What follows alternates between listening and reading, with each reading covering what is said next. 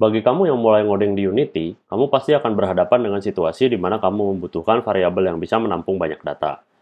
Di video kali ini, gue akan ngebahas suatu konsep bernama data collection, yaitu jenis struktur data yang bisa ngebantu lu menyelesaikan game yang lu bikin. Let's go!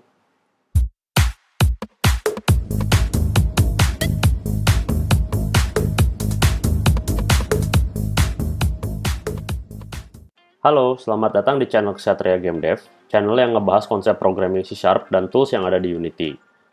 Di video kali ini, gue akan ngajak kita ngobrolin tentang struktur data di Unity. Kalau lo udah pernah ngoding C#, lo pasti akan ketemu dengan beberapa jenis data yang bersifat kumpulan atau collections. Contoh yang sering kita temuin biasanya array dan list.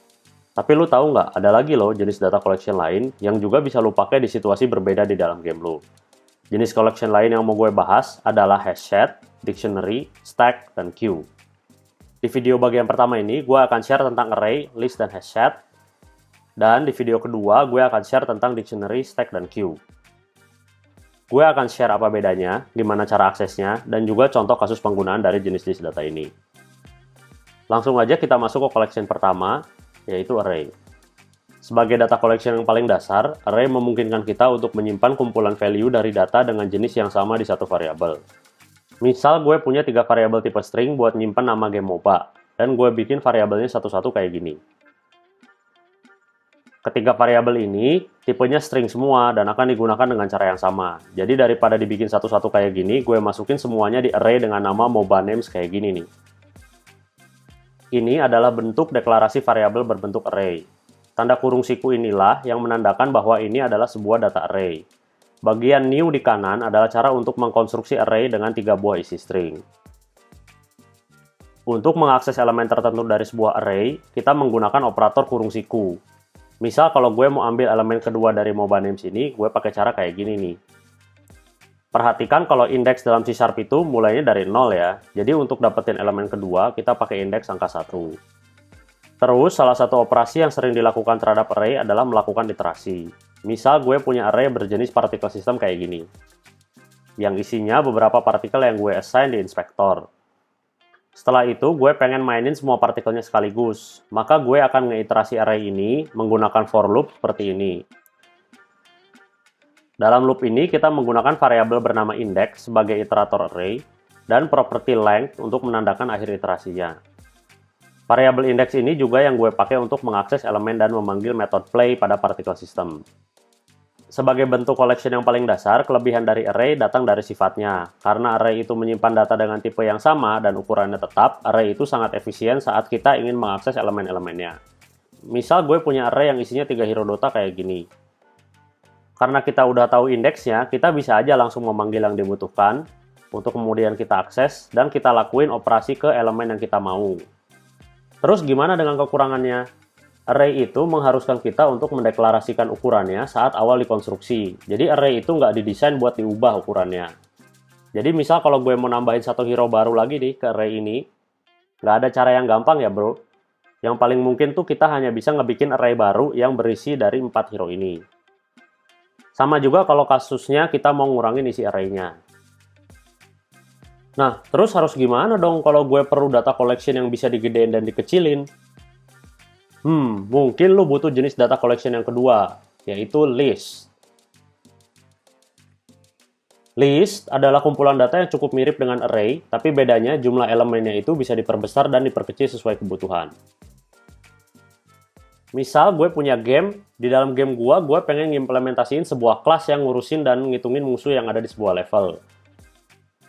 Kalau ada musuh baru, jumlah enemy-nya gue catat, dan kalau musuhnya mati, gue catat juga. Jadi, gue tahu kalau jumlah enemy-nya tuh bakal berubah-ubah tergantung sama kondisi gamenya. Di sini, gue akan pakai list untuk menampung semua enemy yang ada di game ini. Sebagai catatan, untuk menggunakan list, kita perlu mengimport library system collection generic.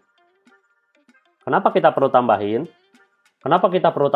Karena list yang kita pakai dan beberapa collection jenis lain yang akan gue bahas itu masuk di dalam jenis collection yang namanya generic collection.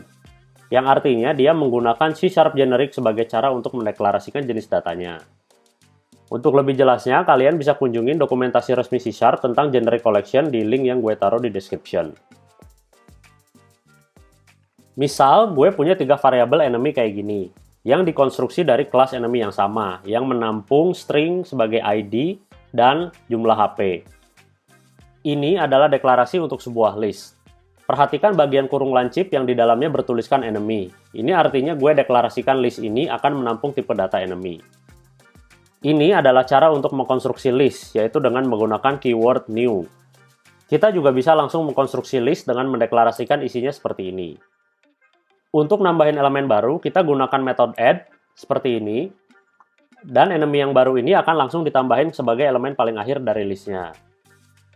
Kita juga bisa nambahin isi list dengan memasukkan list lain, menggunakan metode add range seperti ini. Sebagai catatan, add range ini nggak hanya bisa menerima list sebagai parameter loh, tapi juga array, atau jenis data lainnya yang mengimplementasikan interface IEnumerable, seperti array, list, stack, queue, dan lain sebagainya. Jadi kamu bisa aja masukin array sebagai input dari list yang baru. Untuk menghapus isi list, kita menggunakan metode remove seperti ini. Perhatikan bahwa kita menggunakan metode contains untuk mengecek dulu apakah elemen yang kita ingin hapus emang beneran ada di dalam listnya, sehingga nggak muncul error ketika menghapusnya. Terus juga ada cara-cara lain untuk menghilangkan elemen dari list loh, yaitu remove range, remove add, dan clear. Ada juga metode remove yang lebih kompleks, yaitu remove all yang melakukan remove berdasarkan kondisi tertentu di dalam listnya. Seperti contoh ini, di mana gue nge-remove semua enemy yang name-nya sama dengan slime.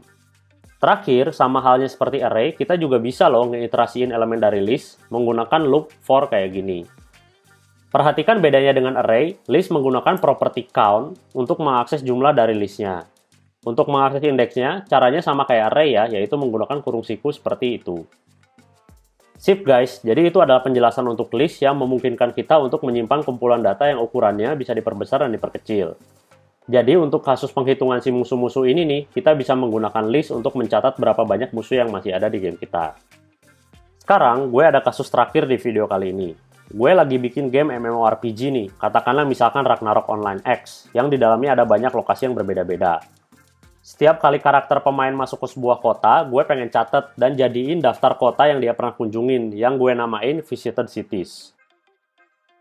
Misal nih, pertama kali si karakter itu masuk ke kota yang namanya Gaven, maka gue catat di dalam ini.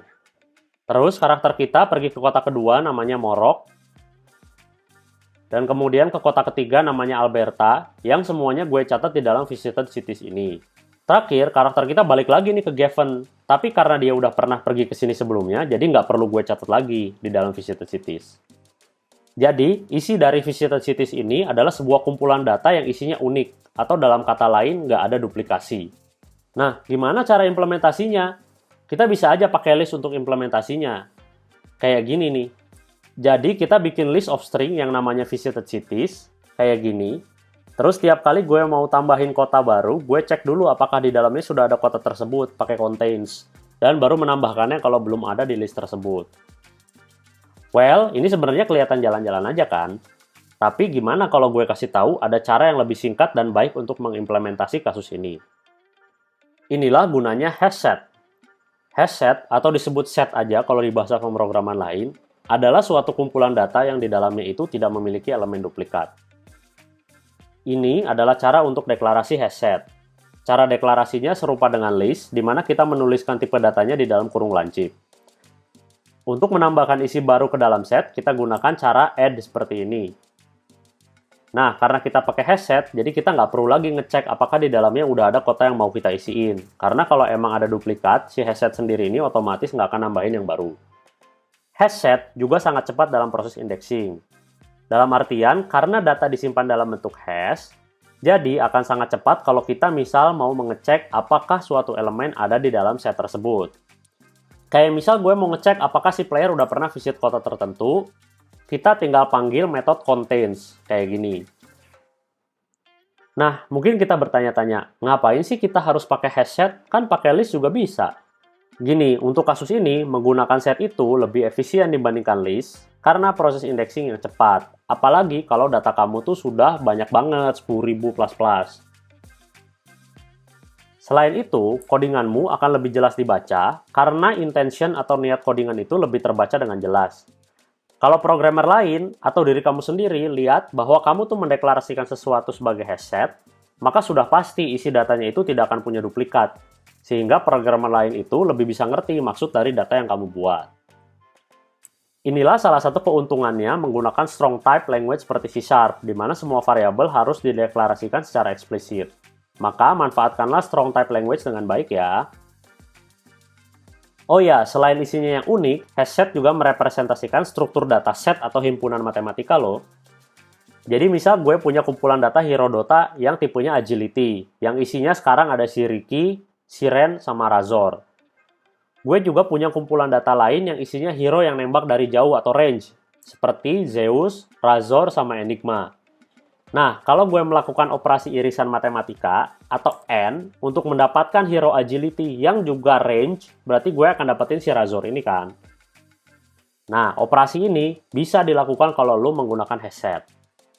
Jadi misal, gue punya hashset namanya Agi Heroes yang isinya ini. Dan juga gue punya hashset Range Heroes yang isinya ini.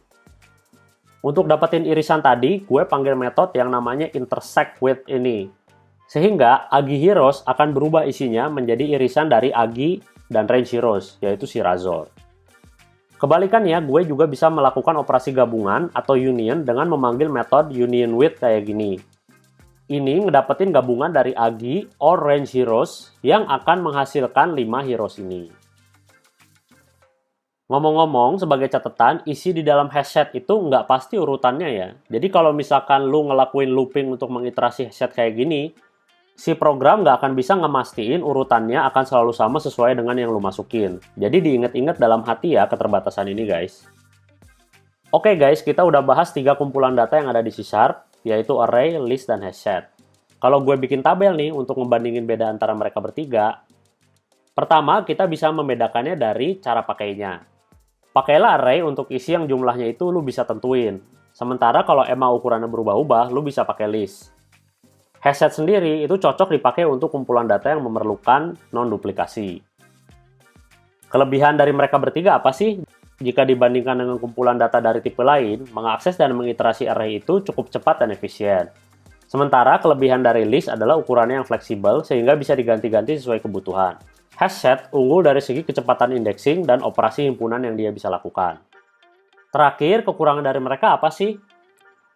Array itu keterbatasannya adalah sulit mengganti ukurannya jika sudah dibuat. Sementara list itu sedikit lebih lambat dari array, terutama jika isi dari list itu sudah sangat banyak. Sementara hashset sendiri memiliki keterbatasan, di mana urutan dari hashsetnya sendiri tidak bisa dipastikan. Itulah guys perbedaan dari array, list, dan hashset. Semua berbeda-beda karakteristiknya dan memiliki kebutuhan dan cara penggunaan yang berbeda-beda. Di bagian kedua dari seri video ini, gue akan ngebahas 3 tipe data lagi yang cukup unik dan memiliki kelebihan di situasi yang lain. Kalau misalkan ada pertanyaan atau kebingungan, langsung aja komen ya, biar kita bisa diskusi. Jangan lupa subscribe, like videonya kalau suka, dan dislike aja kalau nggak suka. Sampai ketemu di tutorial selanjutnya ya, bye-bye.